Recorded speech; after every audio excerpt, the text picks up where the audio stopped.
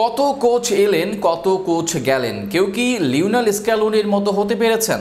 আপনি তর্ক করতে পারেন, বলতে পারেন আবেগী বাঙালি, কিন্তু আন্তর্জাতিক পর্যায়ে যুক্তিতর্ক বা পরিসংখ্যান সবই সাক্ষ্য দেয় এই আর্জেন্টাইনের পক্ষে। স্ক্যালোনিকে তাই কোচদের সম্রাট বললেও ভুল হবে না।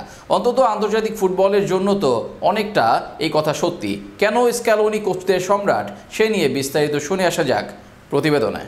2018 সালে যোগ দেন আর্জেন্টিনার কোচিং দলে। এর আগে 2015 সালে ছাড়েন ফুটবল। খেলোয়াড়ি জীবনে খুব নাম করাও ছিলেন না এমন একজনকে দেওয়া হয়েছিল আর্জেন্টিনা দলের দায়িত্ব। একদিকে ভাঙাচোরা আর্জেন্টিনা দল, বহু বছর শিরোপা নেই দলের, অপরদিকে বিশ্বকাপের নকআউটে দল নিয়েছে বিদায়, সেখানেও বিশ্বকাপের 4 ম্যাচে 2 হার ও 1 ড্র। এমন এক দলের দায়িত্ব দেওয়া হলো কখনো কোচিং না করানো একজনকে। এরপরের গল্পটা 7 বছর পর। টাইম মেশিনে করে যদি কোনো আর্জেন্টাইন ভক্ত 2018 থেকে 2025 ঘুরে আসতে পারত, তবে এমন কিছু দেখে তার কাছে অবিশ্বাস্য লাগত। ভবিষ্যৎকে হয়তো অবিশ্বাস করতে শুরু করতেন তিনি। যা কিছু ছিল না আর যা কিছু আছে তার মাঝে যে ব্যবধান অনেক।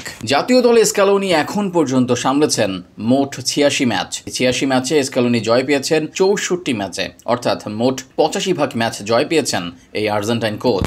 জাতীয় দল তো বটেই, ক্লাব লেভেলেও এত ভাগ জয়ের কীর্তি নেই কারো। বার্সার লিজেন্ড পেপ গার্দিওলা কখনোই 80% ম্যাচ জয় করেননি। রিয়াল বস ও ব্রাজিলের সম্ভাব্য কোচ আনচেলত্তি সফল রিয়াল মাদ্রিদ ক্যারিয়ারে জিতেছেন 70% ম্যাচ, সেখানে স্ক্যালোনির জয়ের হার 85%। তবে স্ক্যালোনির শুরুটা হয় কিন্তু ব্যর্থতা দিয়ে। শুরুর 11 ম্যাচে তার দল হারে মোট 4 ম্যাচে, ড্র করে 2 ম্যাচে। এর মাঝে চিরপ্রতিদ্বন্দ্বী ব্রাজিলের বিপক্ষেই 2 বার হারে তার দল। কোপা আমেরিকার মঞ্চে হারে একের পর এক ম্যাচ, জয় পায় শুধু কাতার ও ভেনেজুয়েলার বিপক্ষে। এরপরের 75 ম্যাচে 59 জয় স্ক্যালোনির, হার মাত্র 4 ম্যাচে, যে 4 হারের 3টি এসেছে সাম্প্রতিক সময়ে। ততক্ষণে আর্জেন্টিনা পরিণত হয়েছে এক শক্তিশালী দলে, আর একটি সৌদি আরবের বিপক্ষে বিশ্বকাপে, যে বিশ্বকাপ জয় করে আর্জেন্টিনা, আর ড্র মোট 13 ম্যাচে।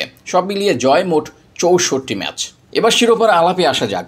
এখন পর্যন্ত স্ক্যালোনি আর্জেন্টিনাকে নিয়ে 5 চ্যাম্পিয়নশিপে মুখোমুখি হন, যার 4টা শিরোপা যায় তার কাছে। অথচ দলটি 28 বছর ধরে শিরোপার স্বাদ পায়নি। কোপা আমেরিকা জয় করান দলকে 2 বার, 34 বছর পর এনে দেন বিশ্বকাপ। এর সাথে ফিনলিসিমা জয় করেন। জাতীয় দলের খেলার ধরন ও ফলাফলেও সফল। টানা ম্যাচ জয়ের ও অপরাজিত থাকার কীর্তি করেন। টানা ম্যাচ গোল হজম না করার রেকর্ড করেন।